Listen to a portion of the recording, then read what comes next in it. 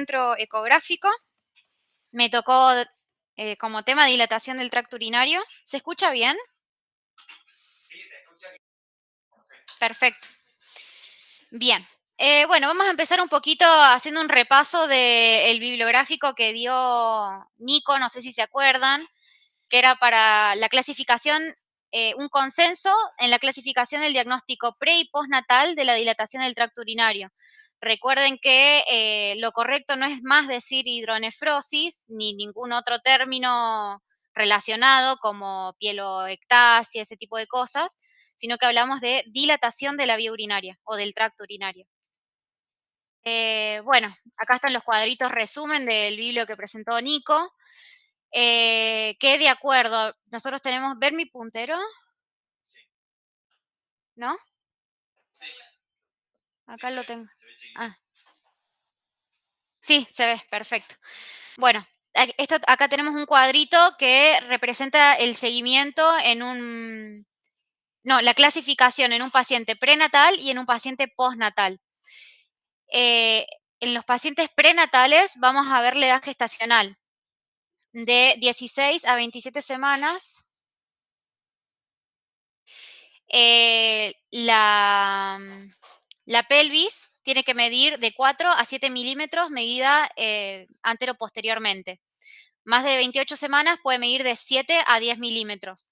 Si está dentro de este rango de medidas y solamente tenemos dilatación central sin dilatación de los cálices, estamos frente a una dilatación A1, que significa que tiene bajo riesgo para tener patología asociada.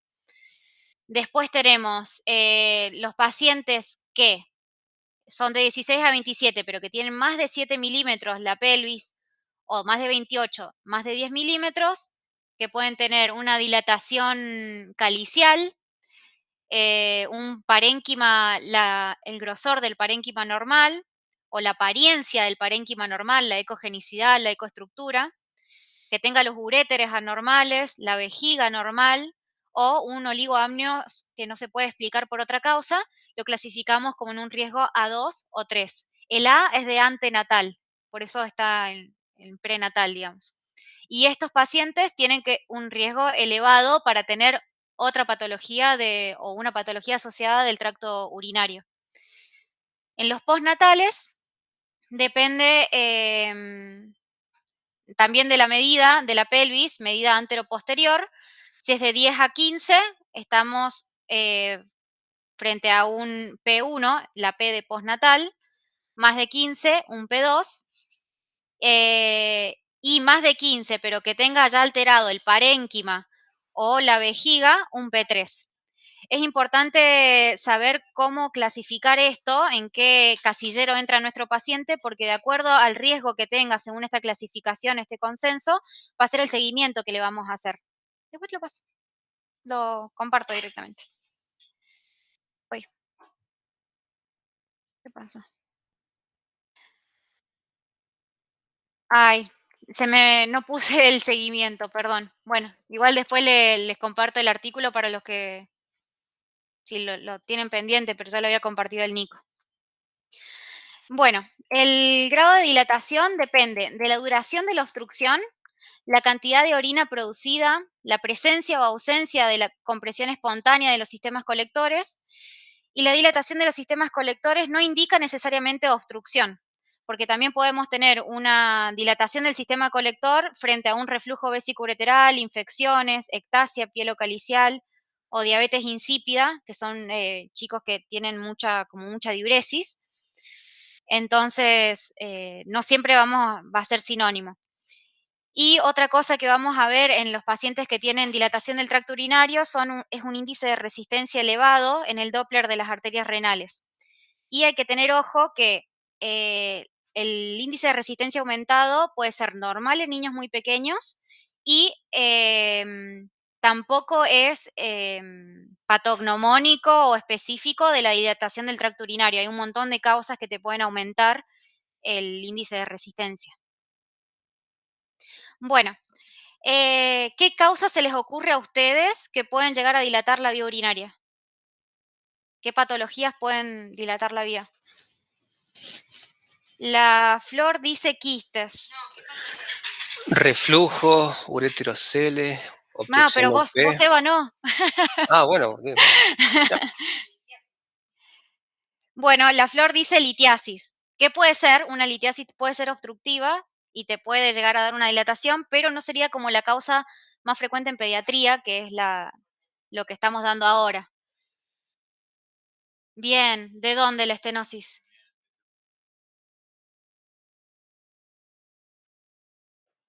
Ujú,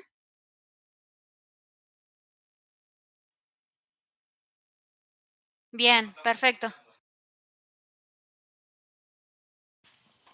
Bueno, perfecto, Nico. ¿Alguna otra causa aparte de estenosis?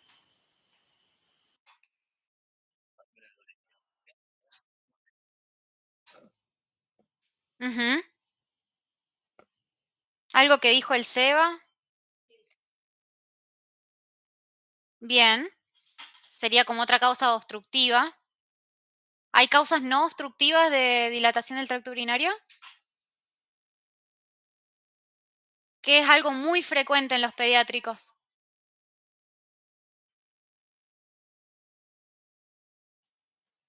Bien, perfecto. Sí, el reflujo quería que me digan que es como uno de los principales. Bien. Bueno, acá tenemos las principales causas en pediatría. Tenemos la estenosis de la unión ureteropiélica, que está perfecto las otras estenosis que nombraste, sino que esta es la más frecuente. Reflujo vesicureteral, la obstrucción en la unión ureterovesical, duplicaciones del sistema colector, válvula de uretra posterior y el síndrome del abdomen en pasa de ciruela, que es una patología rara, pero bueno, está dentro de las causas en los pediátricos. Vamos a empezar a desglosar cada uno de estos. Primero vamos a hablar de la obstrucción de la unión ureteropiélica. Es una obstrucción que puede ser congénita o adquirida. La incidencia en la población pediátrica es de 1 por 1000 a 2000 nacidos vivos. Tiene un predominio masculino de 2 a 1 y suele ser unilateral, pero puede estar presente bilateral en un 30%. El diagnóstico generalmente se hace en las ecografías obstétricas prenatal, pero también se puede presentar en cualquier edad. Clínicamente se manifiesta como una masa palpable con distensión abdominal asociada y ya en los niños mayores, aparte de la masa palpable, pueden ya presentar dolor abdominal, hematuria o itus recurrentes. Y otra cosa, que el paciente también puede estar asintomático o relativamente asintomático, pero nos puede venir un paciente que tenga una ruptura, una lesión renal de la vía, perdón, una lesión de la vía excretora por un traumatismo. Y este traumatismo puede ser un traumatismo leve, pero el hecho de que está tan dilatado y atención la porción proximal del sistema colector hace que sea muy, eh, que tenga un riesgo elevado a sufrir lesiones en ese lugar. Déjeme que acepte a alguien. Ahí está. Bueno, como causas de la estenosis de la unión ureteropiélica, se cree que es por una canalización inadecuada en la etapa embrionaria. Puede también darse por obstrucciones extrínsecas, por bandas, adherencias o por vasos aberrantes. Y para tener en cuenta y para buscar cada vez que veamos una estenosis de la unión UP, que un 40% de la estenosis de la unión UP se asocia a un vaso aberrante o accesorio del polo inferior. O sea, es como una arteria que va a irrigar el polo inferior. En vez de entrar todo por el ilio, hay un vasito más chiquito que irriga el polo inferior. Esto es importante que nosotros lo describamos, una porque le puede estar causando la unión UP y otra es porque si el paciente llega a necesitar alguna intervención quirúrgica es muy importante saber que pasa una arteria por ahí. El tratamiento depende de la causa. Y los casos congénitos suelen ser obstrucciones benignas que no le acarrean muchos problemas al paciente y no suelen requerir tratamiento. Pero bueno, todo va a variar, depende del grado y de la causa. En la ecografía, vamos, no sé si alguien quiere describir, se anima o sigo nomás.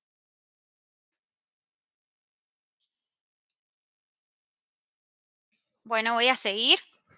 Se caracteriza por dilatación de los cálices y la pelvis. Nosotros acá tenemos la pelvis y estos son los cálices. Y lo que vamos a ver también es que está todo esto dilatado, pero no lo podemos seguir al uréter. Es como que está todo gordo acá y lo queremos seguir y ya no vemos el uréter distal. En los casos severos intraútero puede estar asociado a displasia renal, porque esto, imagínense que está comprimiendo todo el parénquima y eso es como que lo va atrofiando, lo va dañando lentamente el parénquima y te lleva a la displasia renal. Sí, acá los chicos de contrastados necesitan a alguien de segundo que les dé una mano. Que atiendan el teléfono nada más, dice la Cami. Que parece que tiene un problema ahí. Eh, ¿Alguno se hace cargo de eso? Ahí va Leo. Bueno, sigo. ¿Dónde estábamos?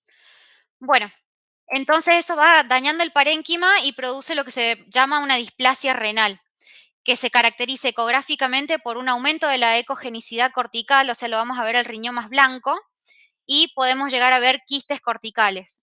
Acá me parece que no tiene los quistes corticales la displasia, no tengo un ejemplo de eso, pero bueno, después sí vamos a ver otros riñones con displasia. O también puede presentarse, como les decía recién, con una ruptura de la vía colectora. Y cuando hay ruptura de la vía colectora, van a estar asociado a estos hallazgos. Pueden haber urinomas subcapsulares, que vamos a ver una línea hipoecogénica rodeando el riñón, que está contenido por debajo de la cápsula renal.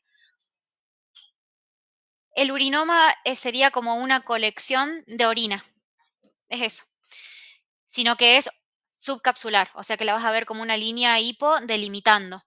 O también puede haber ascitis urinaria, que el Siegel lo nombra como ascitis urinaria, pero en otros lados lo leí como directamente líquido libre, porque es líquido, es orina libre en cavidad en el peritoneo.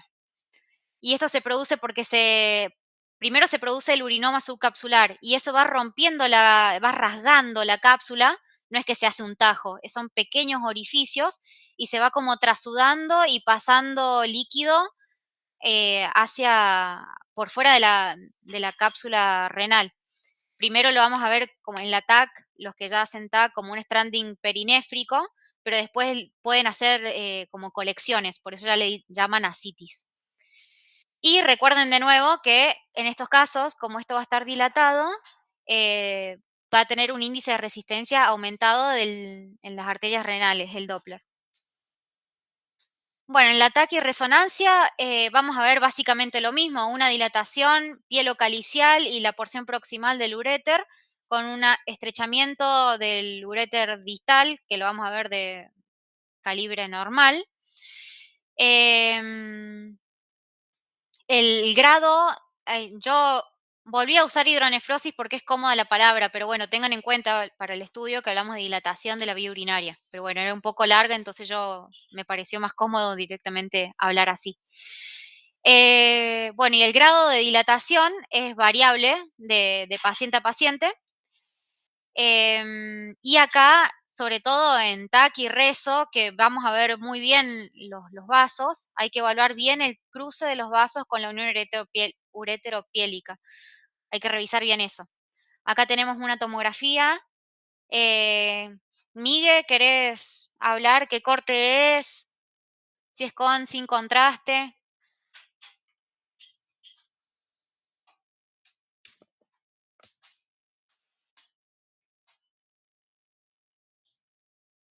Migue. Bien, acá la flor dice que es sin contraste. ¿Y qué corte? Coronal. Bien. Y vemos que la vía está completamente dilatada con un parénquima adelgazado.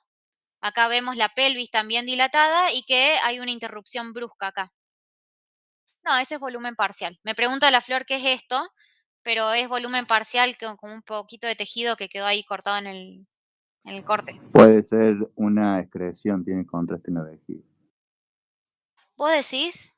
Puede ser, sí. No sé. Y en los Mira, vasos, sí, puede ser. Que dice el Frank que tiene contraste en la vejiga. Esto es coxis y, claro, él dice acá en los vasos. Sí, puede ser. Em, puede ser. Y acá tenemos una resonancia, que esto es un urograma hidrográfico, que es una secuencia en T2, un T2 pesado, que te va a marcar como, es como una colangioresonancia, pero de la vía urinaria. Entonces te va a marcar mucho todo lo que tenga líquido. Y acá vemos toda esta dilatación pielocalicial con el estrechamiento. Esto que ven muy hiper acá es el líquido cefalorraquídeo del canal medular. Bien, después tenemos el urograma de excreción, que en los pediátricos no está indicado para nada, porque tenemos un montón de otras cosas para estudiar, pero bueno, es como para que vean las imágenes. Esto, el urograma de excreción, recuerden que se le inyecta contraste por vena, se espera que el riñón filtre y se sacan radiografías seriadas. Este es a los 10, 15 y 60 minutos, en donde vemos que el riñón derecho excreta bien el medio de contraste y acá es como que se diluye el contraste y va pintando todos estos cálices dilatados, la pelvis dilatada y después no vemos que el resto del uréter esté dilatado.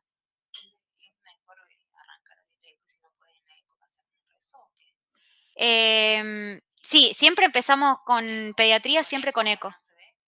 ¿Cómo?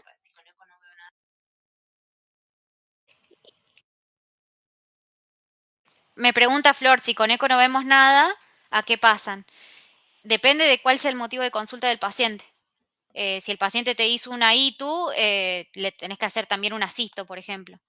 Pero si, qué sé yo, es una masa palpable, no sé si Seba querés aportar algo. No sé, con la eco descartás que sea una hidronefrosis, pero bueno.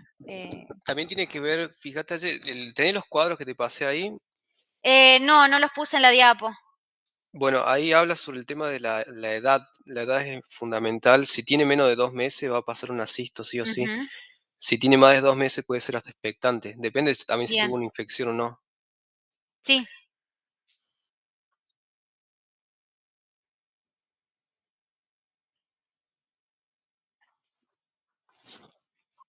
Ah, sí,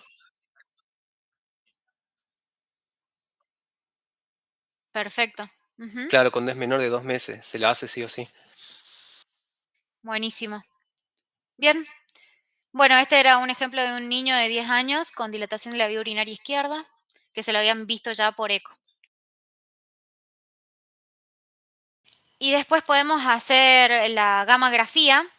La gammagrafía se puede hacer con dos tipos de tecnesio 99, el MAC3 y el DTPA. En esto capaz que me puedas ayudar también, Seba. Lo que yo leí es que se hace con el MAC3 porque el DTPA depende, como se filtra por los glomérulos, depende de la función renal. Entonces, como si nosotros tenemos una estenosis de la unión UP que no sabemos si está dañado o no el parénquima renal, lo ideal es hacerlo con el tecnesio 99 MAC3. Y solamente usarlo con el DTPA, solamente si sabemos que el paciente filtra bien. Sí, Pero sí, así lo había visto yo. perfecto.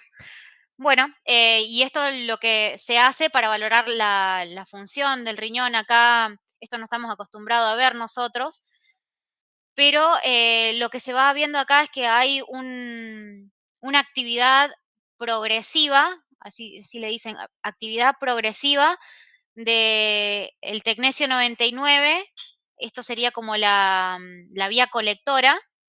Acá estarían como los cálices y la pelvis, la porción proximal del uréter, y ven que cada vez se ve más blanco, es porque se va juntando ahí el radioisótopo, no sé si es un radioisótopo, el tecnesio 99, y no se excreta. En cambio, en el lado contralateral, si bien se pinta el parénquima renal, se va pintando un poquito de la vía excretoria, nunca llega a ser igual porque se va pasando. Y acá lo que está mostrando esta curva este es el riñón, el izquierdo, perdón, sí, que esto es lo normal, que haga este pico. Y este como que hace un plató y es porque el riñón como que deja de captar el radioisótopo porque tiene todo acumulado acá y no capta más. Y hace esta curva, esta meseta. Más que esto yo no les puedo aportar porque no, es lo que leí. No sé si alguien quiere aportar algo más. Bien. Bueno, seguimos por el reflujo vesicoureteral, que es un flujo retrógrado, o sea, normal de orina desde la vejiga hasta el uréter o los sistemas colectores renales. Tiene una incidencia del 25 al 40% en los pacientes que tienen o que han tenido por lo menos un episodio de infección urinaria.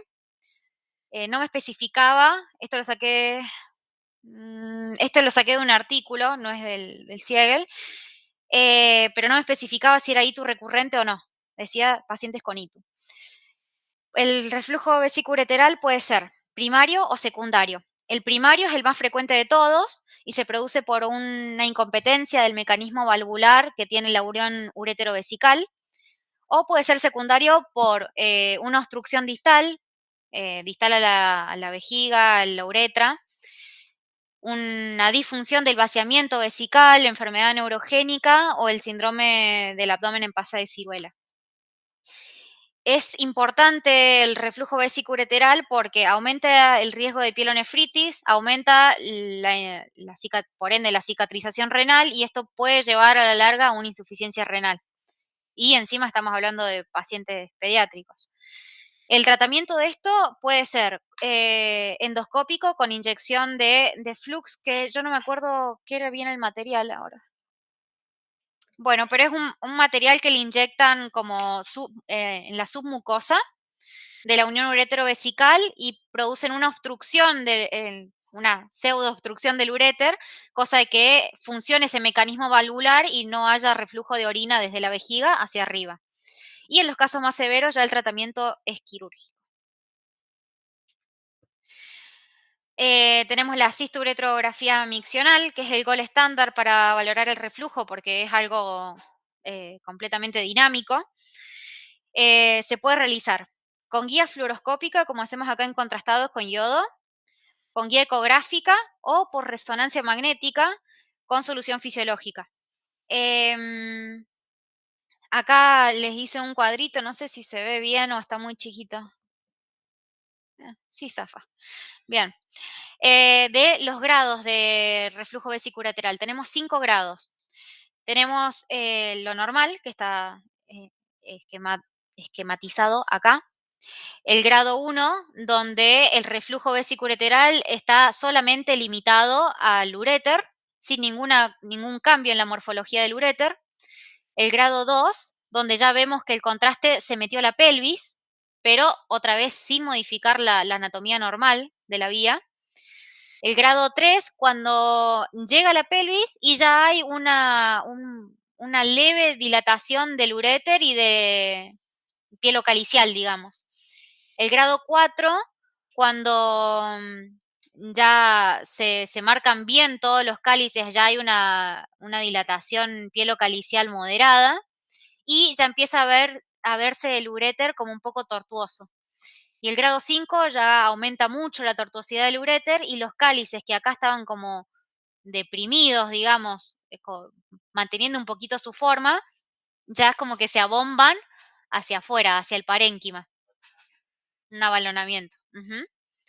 Y bueno, de los grados 1 y 2 no les puse porque van a ver que está pintado hasta acá y va a estar pintado hasta acá. Les puse fotito del grado 3, 4 y 5. Acá vemos el grado 3, donde hay una leve dilatación pielocalicial, pero no llega a deformar mucho.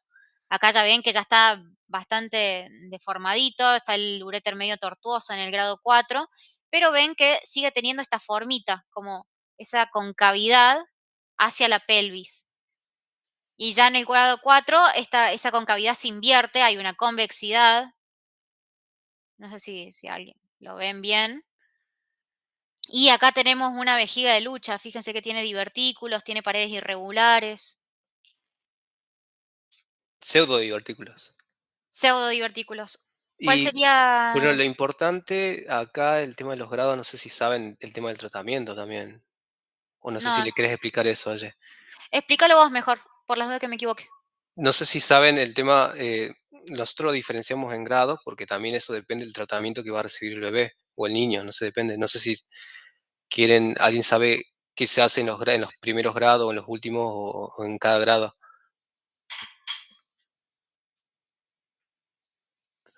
Bueno, en los primeros grados, el grado 1 y grado 2 es expectante y se usa el antibiótico profilaxis. Puede mejorar. Hemos visto que acá, por ejemplo, que han mejorado con solamente antibiótico. El grado 3 es expectante, y el grado 4 y 5 es quirúrgico, para que no dañe porque ya hay un abalonamiento de los cálices, ya está dañando el parénquima. Eso hay que solucionarlo lo más rápido posible, se puede decir. Buenísimo. Gracias. Bien. Por ecografía vamos a ver la dilatación ureteral, la dilatación pielocalicial, que puede estar aumentada o disminuida después de la micción. El que estuvo con la SOB se habrá dado cuenta que ella, cuando hace eco a los pacientes que tienen dilatación pielocalicial, les hace la eco, los hace ir al baño y les vuelve a hacer la eco. Eso es justamente por esto, porque después de la micción la dilatación puede aumentar o disminuir, y eso hay que dejarlo registrado. Otra cosa que podemos ver en el reflujo vesiculoreteral es el jet ureteral más lateral de lo normal. Hay estudios que se han hecho, pero esto es como que yo me imagino por eco, la SOB capaz que se da cuenta, pero nosotros nunca nos vamos a dar cuenta que el jet está un poquito más lateral de lo normal. Pero bueno, hay una diferencia como de 7 a 10 milímetros en la, en la ubicación del jet. Bueno, y hay que tener bien en claro que la ecografía puede ser normal en pacientes que sí tengan reflujo vesiculoreteral, o que capaz que el paciente tiene un reflujo de mayor grado, pero con la ecografía lo podemos subestimar. Por eso es que se tiene que hacer la cisto. Acá en las imágenes de abajo estamos viendo un riñoncito que tiene una dilatación pielocalicial. Acá en estas imágenes es una ecografía abdominal con un convex. Acá tenemos la vejiga, que es esto bien anecogénico, perdón. Y esta estructura que se ve acá es la porción distal del uréter que está dilatado. Y acá estamos viendo el jet ureteral. El jet ureteral es, vieron que el Doppler detecta el movimiento. Entonces, si nosotros le ponemos el Doppler color, bueno, justo este no es color, pero si le ponemos solamente el color acá, vamos a ver que se pinta, porque detecta el movimiento de la salida del uréter hacia la vejiga de líquido. Y en este caso, con el espectral están viendo el reflujo. Esto es jet, o sea que está saliendo hacia la vejiga y hace reflujo hacia adentro, hacia de la vejiga al uréter. Sí, está bueno. Anda, agárralo. Bueno, pueden hacer esto, o incluso acá te puede hacer un aliasing por el hecho de la salida y la entrada. El aliasing, ¿recuerdan qué es lo que es?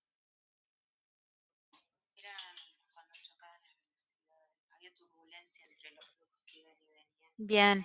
La Flor dice que hay turbulencia entre los flujos que iban y venían. ¿Y de qué color ves? De distintos colores, perfecto. Se ve como un amarillo verdoso. La Flor cagó porque ustedes no responden y la miro a ella. Bueno, después, de esto no le puse fotito. Para estudiar el reflujo vesicuretal también podemos hacer la cistografía nuclear, que de todos los estudios que tenemos, obviamente menos la ecografía, es el que tiene menor dosis de radiación. No está indicado para el diagnóstico de reflujo, pero sí es la técnica de elección para el seguimiento de un reflujo vesicureteral ya conocido. Justamente por esto, porque es muy poca radiación que recibe el paciente. La desventaja que tenemos con la cistografía nuclear, una que está menos disponible, y otra es que tiene una dificultad para evaluar la patología asociada, que en la cisto lo vemos hermoso, a la vejiga, a la uretra. En este caso no, se ve todo muy feo, granulado. Y bueno, y por su baja resolución espacial es que esa parte se complica. Bueno, seguimos con el megauréter. Por definición, el megauréter es una dilatación del uréter más de 7 milímetros. Hay 3 tipos de megauréter, que ya los vamos a ver. Puede estar asociado a megacálices y a displasia renal ipsilateral. Siempre ustedes piensen esto del que empuja el parénquima y produce displasia. Como clínica, la mayoría son asintomáticos, pero pueden presentar clínica cuando se complican, porque predisponen a las infecciones y también a la formación de litiasis. Como les había dicho, hay 3 tipos de megauréter: el obstructivo, el refluyente y el que no es ninguno de los dos. O sea, es no obstructivo, no refluyente. A todos estos los podemos dividir en primarios y secundarios de acuerdo a la causa.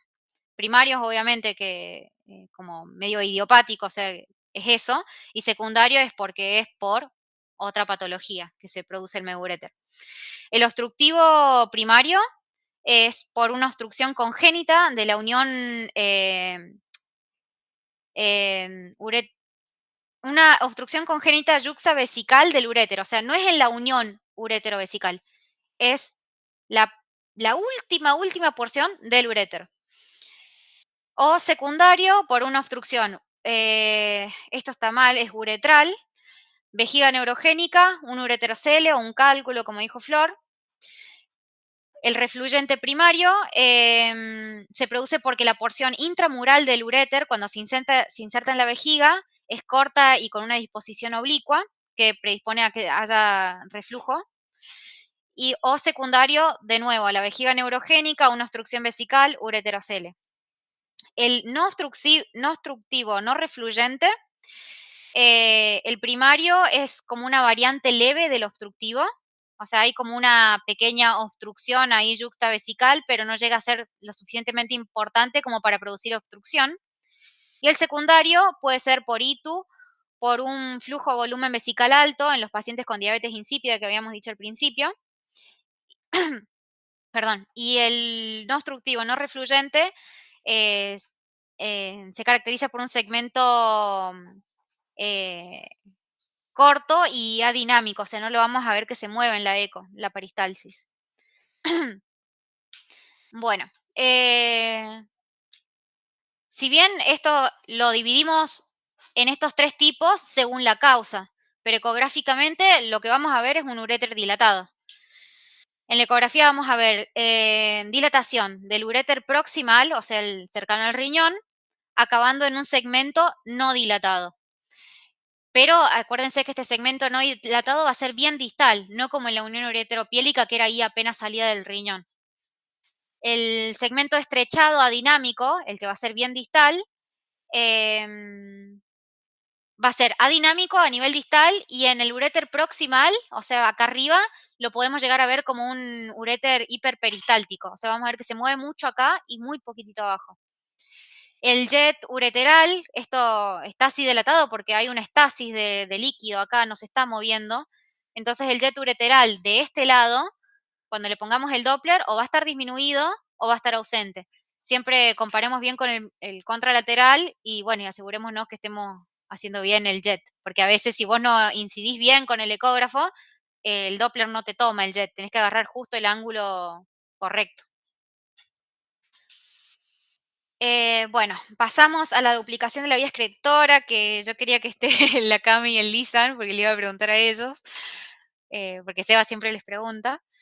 Pero bueno, ya después le vamos a preguntar por privado.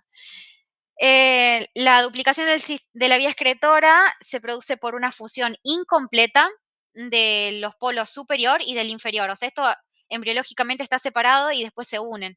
Y cuando hay una fusión incompleta, pasa esto, que queda como un puente de parénquima acá y hay diferentes grados de duplicación. A veces pueden quedar unidos acá, la vía colectora bien en la unión, como en la unión UP, perdón. A veces más acá. Este, por ejemplo, lo que está graficado acá es una duplicación de la vía excretora completa. O sea, tiene pelvis y tiene uréter eh, independiente cada pielón. Esto se llama un pielón y este es un pielón. Pielón superior, pielón inferior. La mayoría de estos pacientes son asintomáticos. Esto suele ser un hallazgo. O se descubre al estudiar las complicaciones que son el reflujo vesicoureteral con las consecuencias que trae, obstrucción o ureterocele. Acá algo que es un poquito confuso, pero bueno, hay que aprendérselo, es la regla de Weichert-Meyer, que es que el pielón superior se inserta. Cuando hablamos acá de la inserción del uréter en la vejiga, tenemos una inserción ectópica y una inserción ortotópica.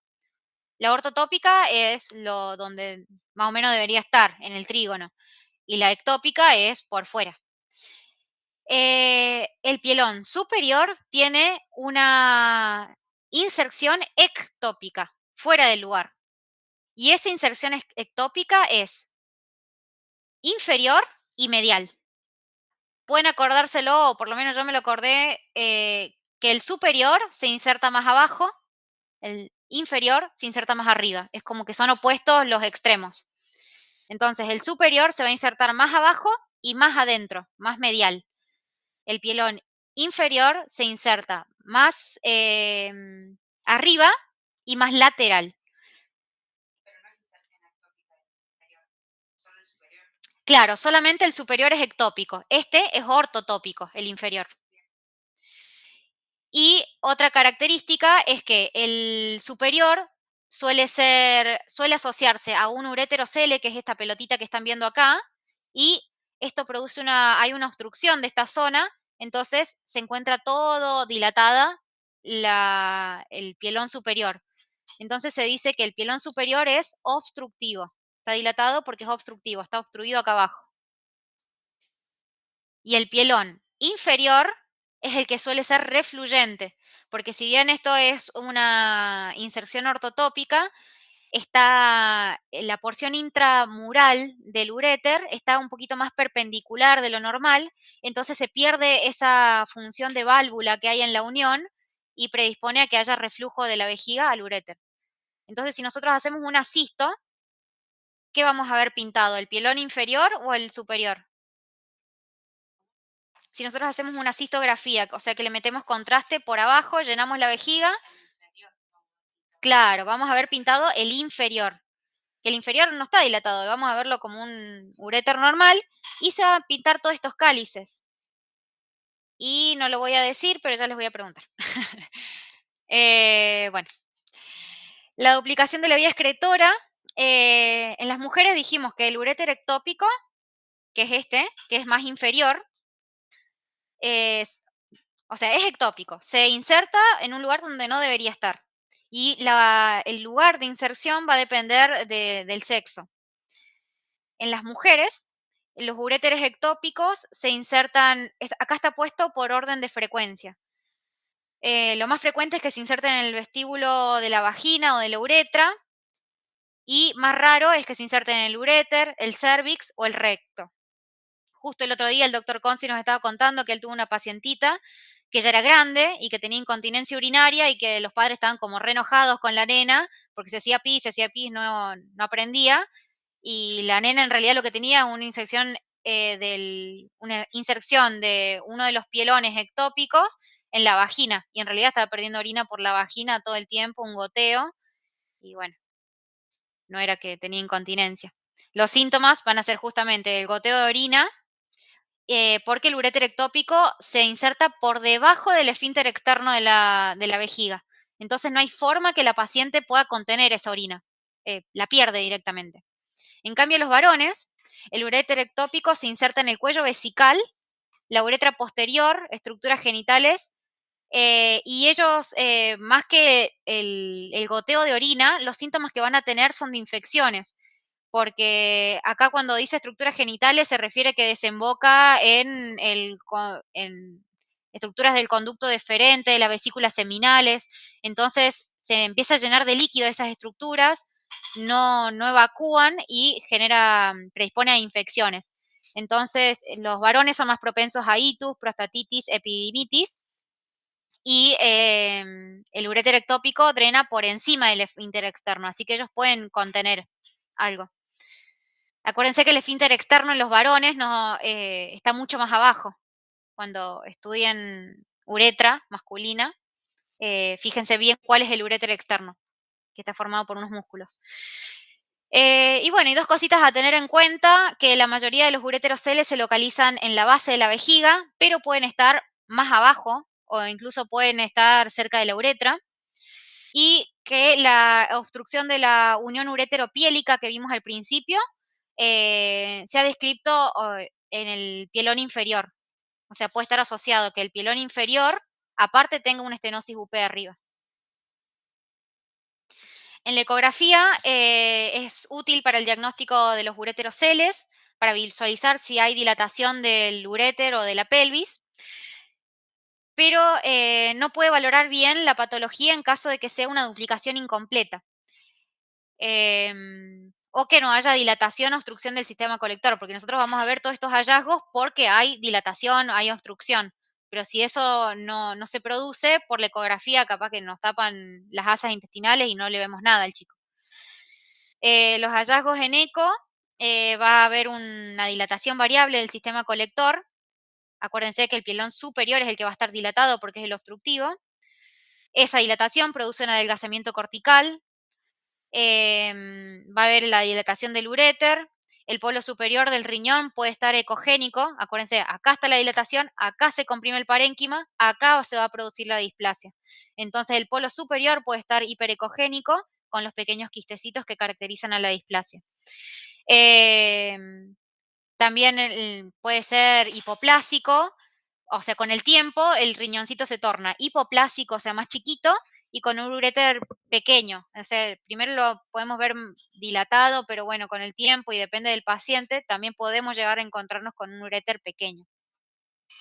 Acá en las imágenes estamos viendo un riñoncito que tiene la pelvis renal, que es lo hiperecogénico porque tiene grasa, y esto hipo que se ve entre medios es un puente de parénquima. Siempre que vemos un puente de parénquima es un signo indirecto de que puede haber dilatación de la vía excretora asociada.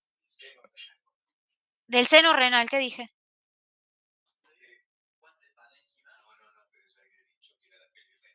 Ah, no, es el seno renal, sí.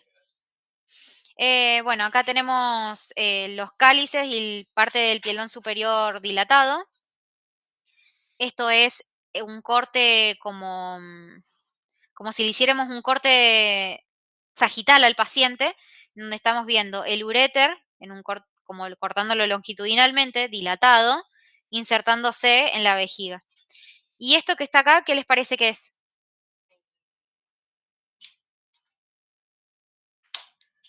¿Un ureteroceles, Aye? Sí, un ureterocele. Perfecto. Que en realidad lo estamos viendo acá también. Que es esto. Esto, giramos el transductor en 90 grados y lo vemos así. Que es, el ureterocele no es más que como la protrusión del uréter hacia la vejiga. Después, bueno, en la cistouretrografía, como decía la Flor, lo que vamos a ver que refluye es el pielón inferior, que es esto que está acá, tiki, tiki, tiki, que está pintando el pielón inferior. Y si no sé si se llegan a dar cuenta, pasó un poco de contraste. Acá se ve un poco del pielón superior que está dilatado, no sé si se alcanza a ver. Y acá esto es un signo clásico que no lo vemos siempre, pero se ve y se ve frecuentemente cuando está. ¿Alguien sabe cómo se llama este signo? ¿Mal rotación? No, no. El riñón está bien, no está tóxico. Va, capaz que en este caso sí esté un poquito, pero no es el signo este, es cuando se te pinta. ¿Qué se está pintando acá? ¿Pielón superior e inferior? ¿Qué les parece? El inferior. Bien, entonces como que va para acá arriba y como que se viene para abajo porque está pintando la parte inferior. ¿No se acuerdan cómo se llama esto? Es signo de la, signo de la F, signo de voz, signo de la F. Sí, flor. Sí, flor de lirio o flor marchita. Conci le dice flor marchita, pero lo he leído en varios lugares como flor de lirio o liris, algo así. Lirio supongo que es. Bueno, y acá estamos viendo una proyección oblicua en donde está pintada en la cisturetro la vejiga. Acá vemos una falta de relleno de una forma redondeada, que ¿qué es lo que es? El ureterocele, claro, obstructivo. Y esto que estamos viendo acá, pareciera que sale de acá, pero en realidad no, acá está obstruyendo y no se pinta la vía para arriba. Esto que es, está dilatado y pintado el pielón superior. Que la descripción de esta imagen decía que se había pintado en la fase de llenado de la vejiga. Y acá, ya aprovechando, ¿qué grado de reflujo les parece que es este?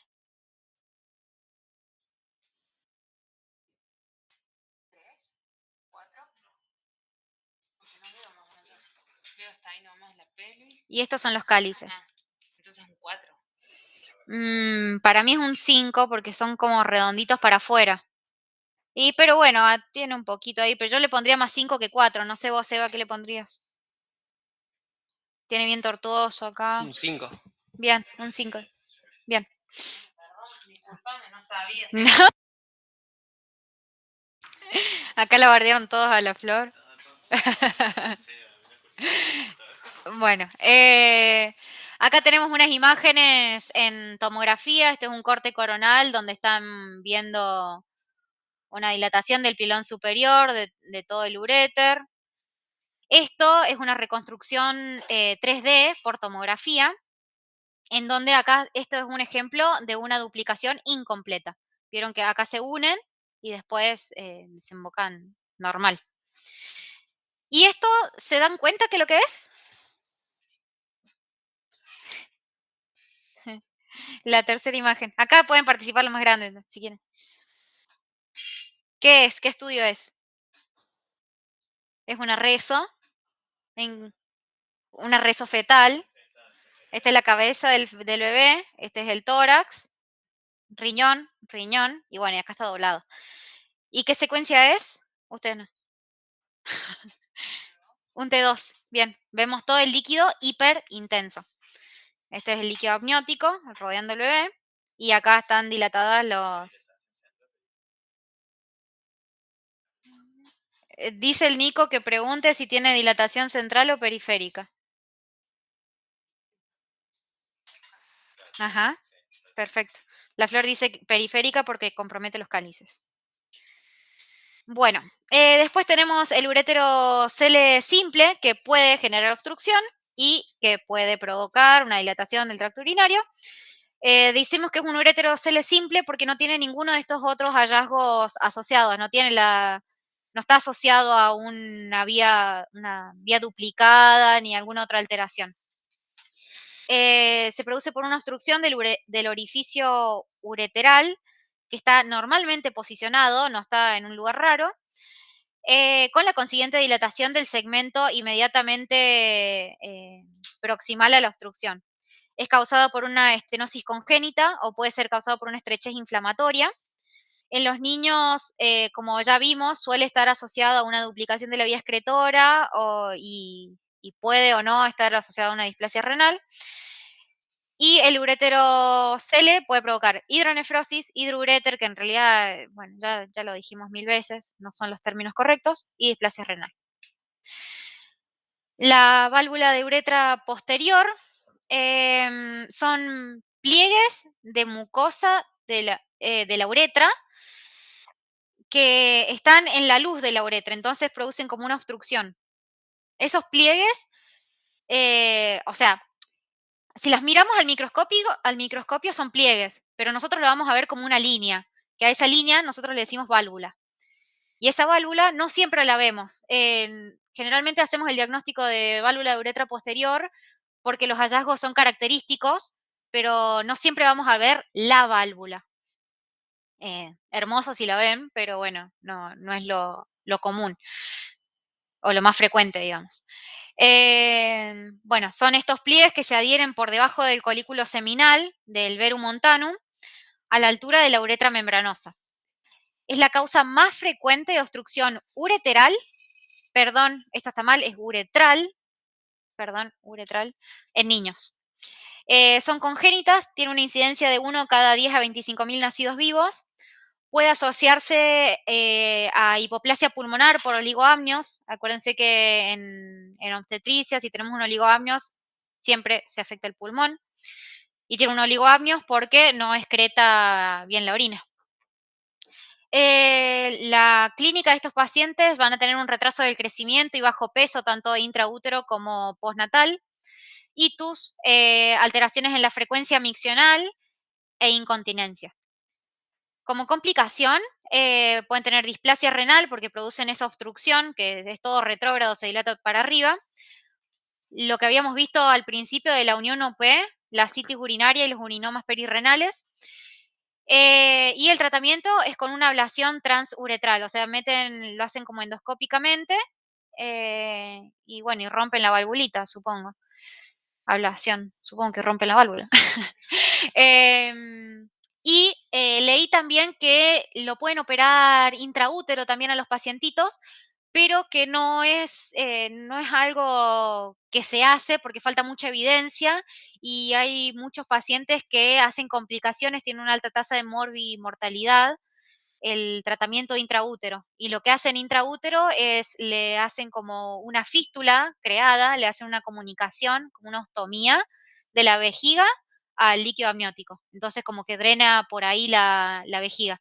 Y si bien solucionan el problema del oligoamnios, trae asociado otras complicaciones. Por eso no es la indicación. ¿Mm? ¿Sí? Se hace el diagnóstico prenatal. Vos ya en la eco prenatal podés ver los signos ecográficos que le podés ver a un nene nacido ya. Se ve la vejiga con la misma forma, se ve. Bueno, las válvulas de uretra posterior se clasifican en 3. Tenemos tipo 1, que está graficado acá, tipo 2 y tipo 3. Esta clasificación es viejísima, es como del 1970, 80, una cosa así.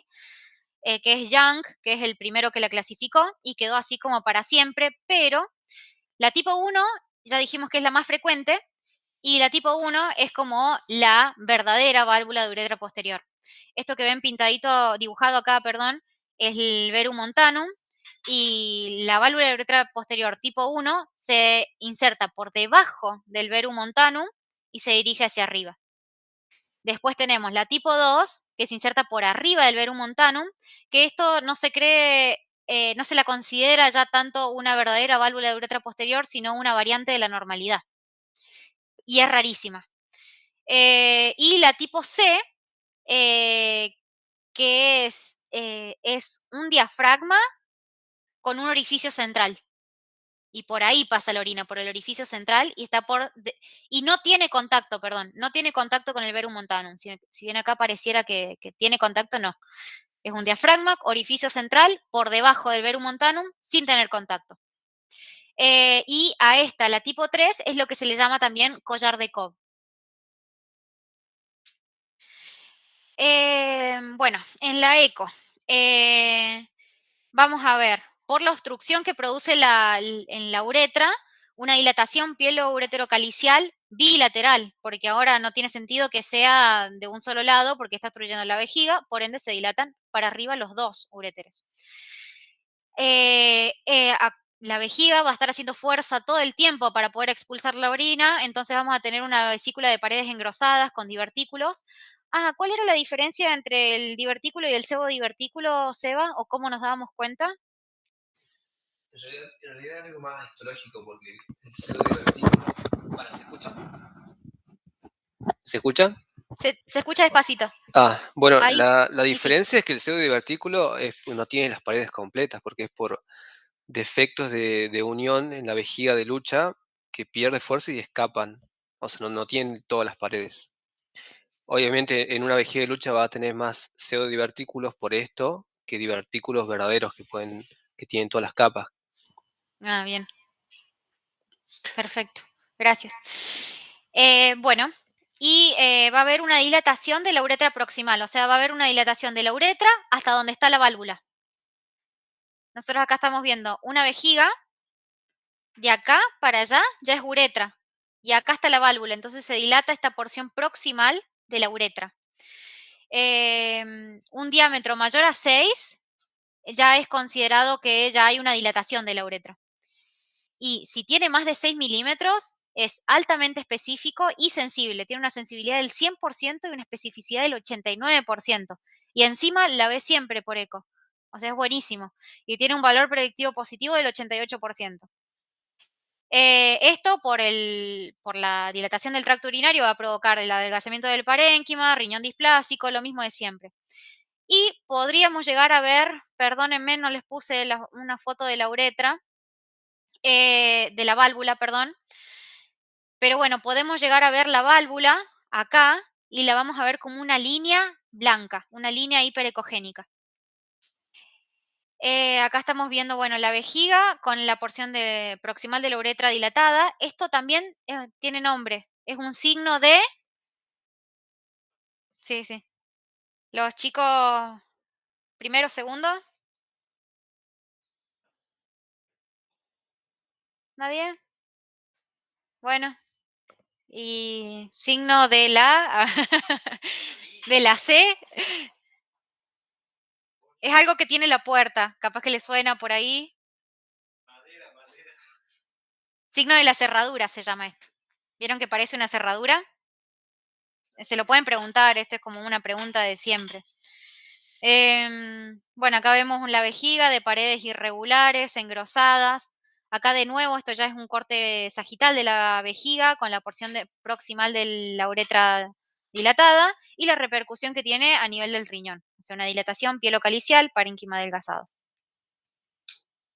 En la cisturetrografía vamos a ver los mismos hallazgos, o sea, vamos a ver una vejiga de lucha. Acá ven que la vejiga tiene bordes irregulares, tiene estos pseudodivertículos, que son esos puntitos que se ven ahí.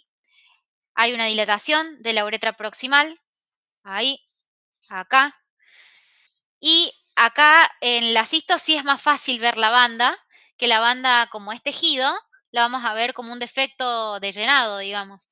La vamos a ver como una línea radiolúcida. Ahí, ahí, bueno, y acá no se ve. Bueno, eso. Los chicos de segundo año que ya pasaron por contrastados, ¿en qué fase de la cisturetrografía está esta imagen? Teníamos la fase de llenado, o sea, no sé si se acuerdan ya porque pasas tiempo y te olvidas. ¿Les parece que esta es una fase de llenado? Bien, la Flor dice que no. ¿Por qué? La fase de llenado lo veo acá nomás. Empiezo a ver acá. Sí, ella dice porque lo vería acá nada más. Esta es una fase de llenado. Vemos que tiene la cánula puesta. La sonda, perdón. Y otra cosa que les tiene que llamar la atención, ¿cuál es la diferencia entre esto y esto? ¿Qué es lo que más te llama la atención? A ojo, así. El grosor, el calibre. Acá vos te estás dando cuenta que el paciente está orinando. O sea, esta es una fase miccional. Proyección oblicua. Esta es una de frente. Bueno, y para terminar, por fin, el síndrome en pasa de ciruela, o también se llama de Eagle-Barrett, y se caracteriza por una triada, que es hipoplasia o ausencia de la musculatura de la pared abdominal, anomalías del tracto urinario con criptorquidia. Son esas tres cosas. La causa es desconocida, el diagnóstico es prenatal y se da en varones en un 95% de los casos. O sea, es una enfermedad, un síndrome casi exclusivo de los varones. Y hay tres grupos de este síndrome. En realidad hay tres grupos, no es una clasificación, sino que es más bien, no sé. A los pacientes se los divide en tres grupos, de acuerdo a la gravedad del síndrome. El grupo 1 es el más grave, son pacientes que nacen muertos o eh, si nacen vivos se mueren al ratito, o ahí nomás.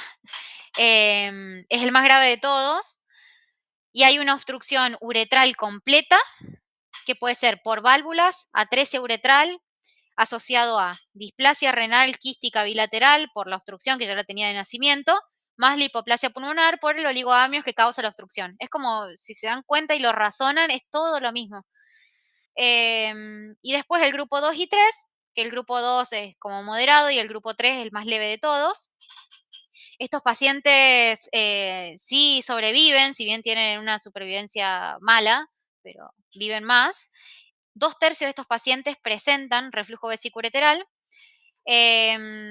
No tienen lesiones uretrales obstructivas con una moderada dilatación piel-ureteral. Además de la triada clásica, tienen otras anomalías asociadas, que son malrotación, atresia intestinal, ano imperforado, enfermedad de Hirschsprung, enfermedades cardiopatías congénitas, pie sambo y displasia de cadera congénita. En las imágenes les puse ahí un popurrí de todo. Vamos a ver unos riñones displásicos con múltiples quistes. El parénquima adelgazado o no visible, como acá, este es un riñón, esta es la dilatación pielo-ureteral y casi no tenemos parénquima, no queda nada. Bueno, la dilatación pielo-ureteral con ureteres tortuosos, hipoperistálticos. Esta hipoperistalsis es porque esta falta de músculos de la pared anterior también se traduce histológicamente. Entonces, el músculo liso de los uréteres y de la vejiga también está dañado. Y hay una disminución de las fibras de músculo liso y por eso esta hipoperistalsis. Y por eso la dilatación. Puede haber dilatación de la uretra posterior o anterior asociada o ambas, o sea, dilatación de toda la uretra.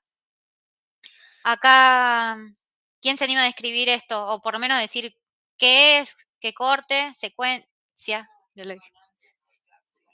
Resonancia corte axial, bien.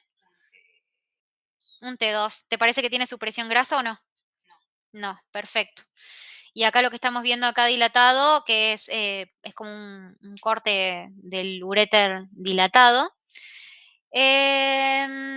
Bueno, esto ya lo dijimos. Este es el uréter, la vejiga, la parte distal. Ah, y otra cosa. Acá, ¿qué más le llama la atención? O justo, ¿cuál es la triada que dijimos? ¿Por qué se caracteriza este síndrome? Bien, la criptorquidia, que acá no la estamos viendo. Dijimos malformaciones del tracto urinario. ¿Y qué más nos falta? Y la pared abdominal. Bien. ¿Y qué te parece en la pared abdominal? Sí. ¿Y ubicás dónde van los rectos anteriores del abdomen?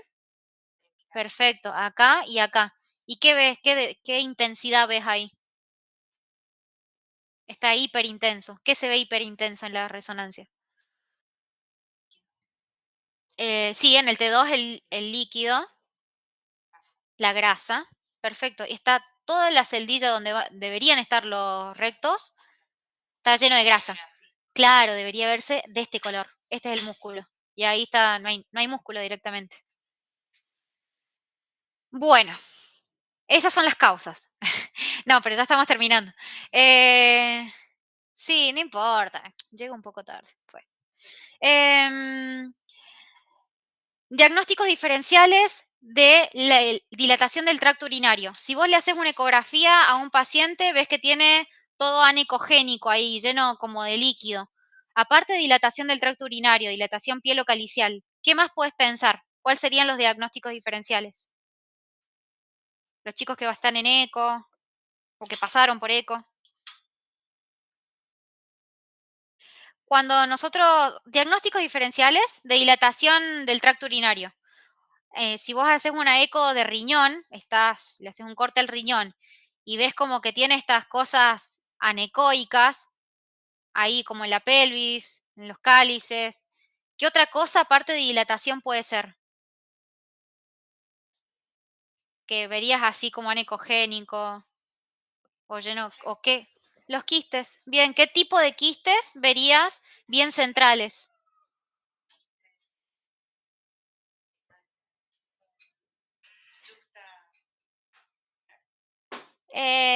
Dice yuxtamedular, bien, no es lo que yo estoy buscando. No, claro, los quistes corticales no, porque los vamos a ver diferente, son quistes que están en la corteza. Pero si los ves bien central, ahí donde está la pelvis, los cálices, ¿qué tipo de quistes son? ¿Cómo se llaman? Ahí, por ahí. ¿Eh? Parapiélicos. Bien. Los quistes parapiélicos. Bien, ¿a alguien se le ocurre alguna otra cosa que puede ser? ¿Diagnóstico diferencial?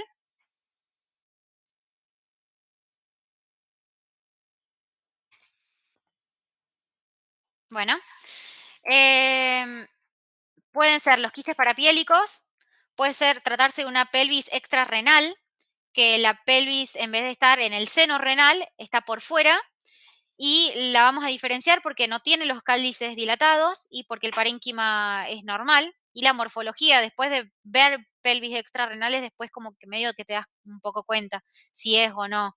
Y un poco, tampoco te das cuenta tanto. La pseudohidronefrosis, que es como una ectasia pielocalicial, pero sin ninguna otra causa.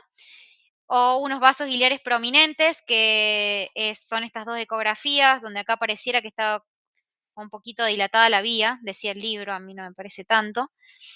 Pero cuando le pusieron Doppler se pintó todo, era solamente vasos biliares prominentes. Acá tenemos un ejemplo, una tomografía, corte axial con contraste en fase arterial, se está pintando la corteza, en donde vemos esto, que podríamos interpretarlo como una dilatación del uréter proximal, pero en realidad es una pelvis extrarrenal. No está acá, está acá. Bueno, la biblio, y vamos con el Kahoot. Si quieren, vénganse todos acá al sucucho. Si total son 9 preguntas, literal, lo hacemos en un ratito, son 20 segundos más o menos cada pregunta y son 9 preguntitas. Si no, las hacen a distancia, como ustedes prefieran, pero va a ser más divertido si venimos acá. Agarren todos sus celus e ingresen a kahoot.it. Pone Kahoot en Google y te va a salir.